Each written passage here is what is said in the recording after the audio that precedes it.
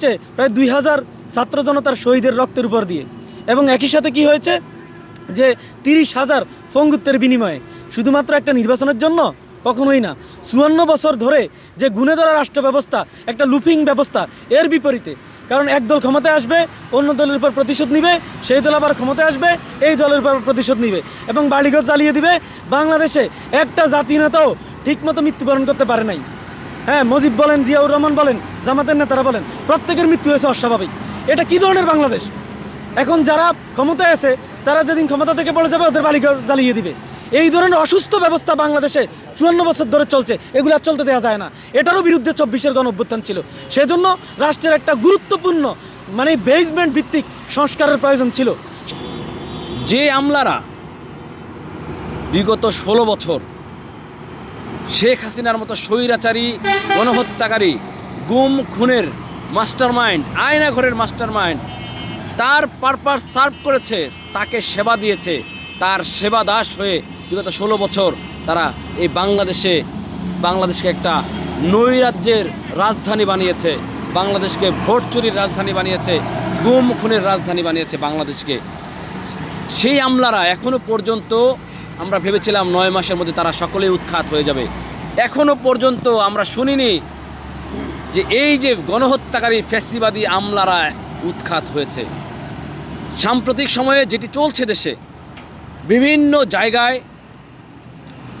সরকারি কর্মকর্তারা আন্দোলন করছেন, এনবিআর আন্দোলন চলছে, সেখানে একজন ফ্যাসিবাদের দোসর বসে আছে। সচিবালয়ে আন্দোলন চলছে, সচিবালয়েও ফ্যাসিবাদের দোসরের কোনো শেষ নেই। 44টার সবগুলোই প্রায় সচিবালয়ে আছে। তারপরে আজকে দেখেন 25টা ক্যাডার সার্ভিসের এরা কর্মবিরতি দিয়েছেন। এই যে সাম্প্রতিক বাংলাদেশে অরাজক পরিস্থিতি, এই পরিস্থিতিগুলো, এই যে আন্দোলন চলছে, এখানে কিন্তু দেশপ্রেমিক কর্মকর্তারাও আছেন পাশাপাশি, কিন্তু এই আন্দোলনটা পরিচালিত হচ্ছেই সেই ফ্যাসিবাদের আমলাদের মদদে, তাদের ষড়যন্ত্রের প্রেক্ষিতে। আমরা বলছি যে আন্দোলনগুলো চলছে, সে আন্দোলনকারীদের সাথে সরকার যৌক্তিক সমাধানের পথ খুঁজে বের করুক। একটা নতুন বিধি বা নতুন একটি আইনের একটি প্রস্তাবনা করা হয়েছে, যেখানে বলা হয়েছে সরকারি চাকরিজীবীদেরও জবাবদিহি করতে হবে। আপনারা জানেন, প্রত্যেকটা আমলা নিজেদেরকে প্রভু মনে করে, তারা নিজেদেরকে প্রভু মনে করে, সাধারণ মানুষদেরকে দাস মনে করে। তাদেরকে স্যার না ডাকলে তাদের নাকি ভালো লাগে না, মজা পায় না। আপনারা জানেন, যত দুর্নীতি হয়, রাজনীতিবিদরা কিছু করলে এগুলো ব্যাপক সাউর হয়, অথচ আমলাদের সাইনে তো কোনো টাকা নটসট হয় না। তাহলে সমস্ত টাকা তো তাদের সাইনে নটসট হয়। সমস্ত কারাপশনের মূল ফাউন্ডেশনটা হচ্ছে এই আমলাতন্ত্র, এই গামলাতন্ত্র। যার ফলে কি হয়েছে, পুকুর চুরি হচ্ছে। তারা পুকুর কাটার জন্য বিদেশে শপথ দেয়, তারা কৃষিকাজ শিখার জন্য বিদেশে শপথ দেয়। এই সমস্ত জীবনের সব আয়োজন এখানে একসাথে। পাইজলামি করে রাষ্ট্রযন্ত্রের সমস্ত কোষাগার খালি করে ফেলেছে বিগত 17 বছর ধরে।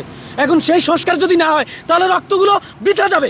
এই বৃথা যেতে এই জুলাই যোদ্ধারা কোনোভাবেই দিবে না। আমরা কথা বেশি বলবো না, কথা বাড়াবো না।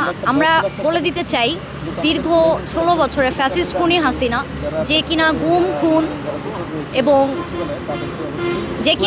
খুন এবং বিভিন্ন অনৈতিক কাজের সাথে জড়িত ছিল, তো তার নেতৃত্বে আমাদের শহীদ ভাইয়েরা শহীদ হয়, আহত হয়। এখনও দেশের রক্ত শুকায় নাই, এখনও শহীদের রক্ত শুকায় নাই, এখনও মায়ের কান্না বন্ধ হয় নাই। তো সেই স্বৈরাচার যাদের নেতৃত্বে আমাদের এই অবস্থা হয়েছে, মারকোল খালি হয়েছে, তো সেই স্বৈরাচার এখনও সচিবালয়ের চেয়ারে কিভাবে বসে? আমাদের জুলাই মঞ্চ থেকে দীর্ঘ 96 দিন যাবৎ আমরা অবস্থান করেছি বিভিন্ন কর্মসূচিতে। আজ আমরা এই দাবিতে এসেছি, কোনো স্বৈরাচার যেন এই সচিবালয়ের মতো জায়গায় নেতৃত্ব দিতে না পারে। তাই আমাদের একটাই দাবি।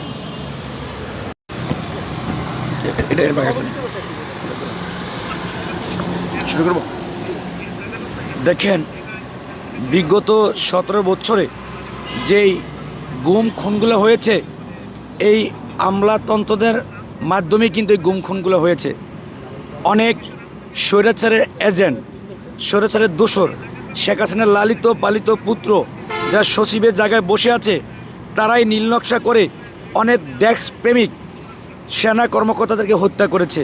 অনেক দেশপ্রেমিক নেতা কর্মীদেরকে হত্যা করেছে, অনেক দেশপ্রেমিক বুদ্ধিজীবীদেরকে হত্যা করেছে।